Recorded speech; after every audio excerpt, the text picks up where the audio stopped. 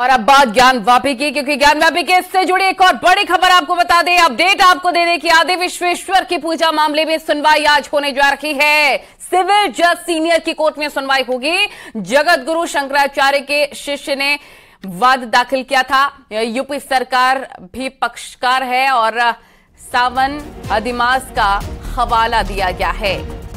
ये बड़ी खबर इस वक्त की, ये अहम जानकारी हम आपको बता रहे हैं इस केस से जुड़ा हुआ। ज्ञानवापी केस से जुड़ी बड़ी खबर ये है कि आदि विश्वेश्वर की पूजा मामले में आज सुनवाई होगी, क्योंकि सावन का पावन महीना चल रहा है और इन सबके बीच में हिंदू पक्षकारों की तरफ से कहा गया कि हमें पूजा करने की इजाजत दी जाए, हमें जल चढ़ाने की इजाजत दी जाए, क्योंकि सावन का महीना चल रहा है और वो चाहते हैं आदि विश्वेश्वर की प्रतिमा पर जल चढ़ाना, क्योंकि सावन के महीने का हवाला दिया गया है। तो आपको बता दें इस पूरे मसले पर आज सुनवाई होने जा रही है। सिविल जज सीनियर की कोर्ट में सुनवाई होगी। जगत गुरु शंकराचार्य के शिष्य ने वाद दाखिल किया। यूपी सरकार भी पक्षकार है। सावन अधिमास का हवाला दिया गया। ये बड़ी खबर इन सबके बीच आपको बता दें कि ज्ञानवापी के भीतर सर्वे लगातार चल रहा है। 5 बजे तक सर्वे चलेगा। चप्पे चप्पे पर हमारे सहयोगी मौजूद हैं, लेकिन आपको ये बड़ी खबर हम बता रहे हैं। रवि पांडे हमारे सहयोगी तमाम जानकारी के साथ हमारे साथ जुड़ गए। रवि पांडे, अब बताया जा रहा है कि पूजा पाठ को लेकर आदि विश्वेश्वर की आज सुनवाई होने जा रही है। क्या अपडेट, कितने बजे सुनवाई होगी? जी बिल्कुल, देखिए 2 बजे के बाद से जिला जज की अदालत में सुनवाई होनी है। सावन में अधिमास इस बार पड़ा हुआ है, तो अधिमास में पूजा किसी भी शिवलिंग पे पूजा करना आवश्यक होता है। उसको लेकर के ये याचिका डाली गई है और ये कहा गया है कि ज्ञानवापी में जो शिवलिंग मिला है उसका पूजा करना अनिवार्य है, ऐसे में पूजा करने का अधिकार दिया जाए। तो जिला जज की अदालत में 2 बजे के बाद सुनवाई होगी, जिसके बाद ये जो भी या तो इस पे फैसला आएगा या तो इस पे कोई तारीख पड़ेगी। बहरहाल 2 बजे के बाद ही मामला स्पष्ट हो पाएगा। ठीक है, बहुत शुक्रिया आपका तमाम जानकारी साझा करने के लिए। और इन सब के बीच में ज्ञानवापी में सर्वे का कार्य लगातार जारी है। दूसरे दिन का सर्वे का काम चल रहा है और आपको बता दें कि कड़ी सुरक्षा के बीच में सर्वे हो रहा है। आज से मुस्लिम पक्ष भी सर्वे में शामिल, जो कि कल नहीं हुआ था क्योंकि सुप्रीम कोर्ट का रुख कर लिया था मुस्लिम पक्ष ने, और सुप्रीम कोर्ट से भी झटका मुस्लिम पक्ष को मिला था और यही वजह कि आज सर्वे में मुस्लिम पक्ष भी शामिल होगा। तमाम सहयोगी हमारे साथ हर जानकारी के साथ हमारे साथ जुड़ गया। ज्ञानवापी से अंशिका पाठक, ज्ञानवापी से ही राजीव सिंह, सीता साहू, वादी हिंदू पक्ष हमारे साथ जुड़ेंगे, लेकिन फिलहाल अंशिका पाठक का रुख कर लेते हैं। अंशिका, क्या अपडेट आपके पास?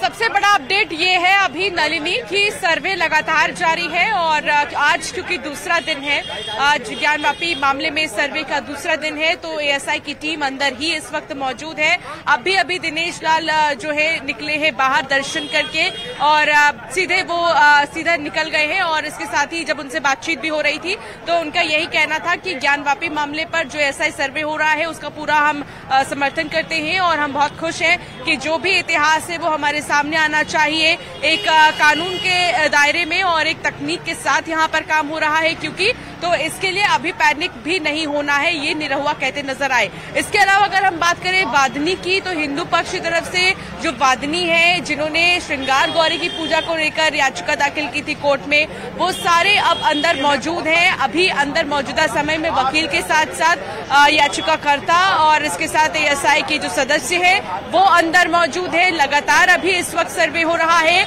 और आज हम ये नहीं कह सकते कि सिर्फ एक ही पर्टिकुलर पार्ट का सर्वे हो रहा है, बल्कि चारों तरफ टीमें लगी हुई हैं एएसआई की टीम में तमाम जो सदस्य हैं उन्होंने अपने आप को एक ग्रुप में डिवाइड कर लिया है। जो परिसर, जो ज्ञानवापी परिसर है उसके इर्द गिर्द एक टीम जाकर मेजरिंग मैपिंग का काम अभी कर रही है।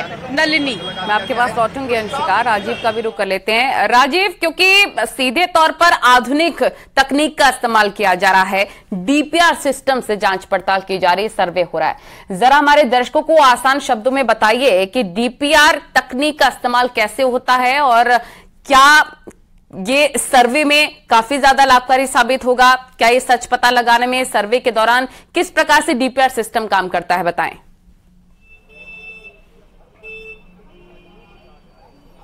अब देखिए, जिस तरह से ज्ञानव्यापी सर्वे के लिए एएसआई टीम को ये निर्देशित किया गया था कि क्यों जब आप सर्वे करेंगे, जब ये पता करेंगे कि आखिर ज्ञानव्यापी परिसर में जो ये 2 गुंबद हैं, क्या ये किसी मंदिर के पिलर हैं, उस पर ये ज्ञानव्यापी का स्ट्रक्चर स्थापित है, या फिर पिछली जो दीवार है, पश्चिमी दीवार है, उस पर जो तमाम कलाकृतियां हैं ये कब की हैं, इनका नेचर क्या है। ऐसे 10 अहम सवाल थे जिनका जवाब कोर्ट जानना चाहता था एएसआई से। इस दौरान कोर्ट ने यह भी डायरेक्शन दिया था कि आप अपना एएसआई सर्वे के दौरान किसी भी तरह इस स्ट्रक्चर को नुकसान नहीं पहुंचाएंगे।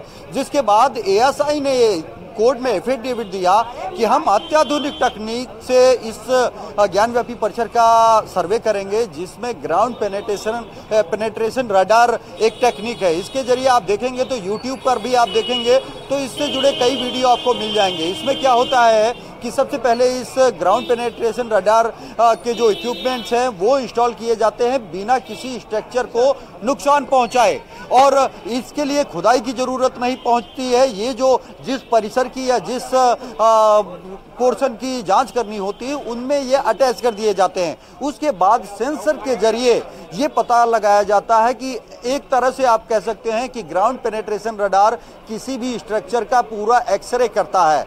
ये पता चल जाएगा कि ये जो मटेरियल लगा है ये गुंबद कितनी गहराई तक है, कितनी चौड़ाई तक है। दूसरा चीज कि इसमें जो मटेरियल लगा है उसमें क्या क्या यूज किया गया था, क्या इसमें सीमेंट है, सरिया है या चूना पत्थर है, या फिर जो पहले मुगल काल में जो इमारतें बनती थी उनकी, चाहे वो महल हो, किले हो, उनमें किसी स्ट्रक्चर और मटेरियल का यूज किया जाता था। तो उसके आधार पर यह पता लगाया जाता है कि चूना पत्थर का उपयोग कब होता था। तो ये होता था कि चूना पत्थर से इमारतें जो हैं वो 100 साल पहले बनाई जाती थी। उसके बाद इस टेक्निक के जरिए ईयर तक क्लियर कर दिया जाता है कि किस वर्ष में ये स्ट्रक्चर बनाया गया था पहली बार, क्योंकि ये कहा जाता है, हिंदू पक्ष ये दावा करता है कि ये मंदिर था, इसको तोड़कर बनाया गया था। तो ऐसे में अगर तोड़कर भी बनाया गया होगा तो वो सच भी सामने आएगा, क्योंकि इसमें जो पश्चिमी दीवार है उसमें तमाम कलाकृतियां हैं। और इसी को लेकर अभी तक मुस्लिम पक्ष किसी भी कोर्ट में, चाहे वो जिला कोर्ट हो, हाई कोर्ट हो या सुप्रीम कोर्ट हो, उसमें कोई ऐसी ठोस दलील नहीं पेश कर पाया है जिसके आधार पर वो ये बता सके कि आखिर इस ज्ञानव्यापी मस्जिद, जिसे मुस्लिम पक्ष मस्जिद कहता है, उसमें ये हिंदू देवी देवताओं की मूर्तियां कैसे आई, ये निशान क्यों बने हैं। क्या हिंदुस्तान की किसी मस्जिद, दूसरी मस्जिद में इस तरह की मूर्तियां पाई जाती हैं, बनाई गई हैं? कहीं स्वास्तिक निशान मिलता है, कहीं कमल का निशान मिलता है या नहीं? लेकिन ये जो जवाब हर बार कोर्ट पूछता है तो उसका तो जवाब मुस्लिम पक्ष अब तक नहीं दे पाया है। लेकिन वो लगातार ये कोशिश कर रहा था कि ये सर्वे रोका जाए, जिसके चलते ही पहले जिला न्यायालय ने दोनों पक्षों को, और ये वजह कि सुप्रीम कोर्ट के झटके के बाद मुस्लिम पक्ष की तरफ से कहा जा रहा है कि हम सहयोग करने के लिए तैयार हैं। आपके पास राजीव मैं लौटूंगी, अंशिका का भी रुक लेते हैं। अंशिका, क्योंकि मुस्लिम पक्ष की तरफ से कहा गया कि हम सहयोग करेंगे और यकीनन आज उनकी तरफ से कहा गया कि वो चाबी भी सौंपेंगे चबूतरे की, लेकिन आपसे ये जानना चाहेंगे मुस्लिम पक्ष की तरफ से कौन कौन पहुंचा हुआ है सर्वे में?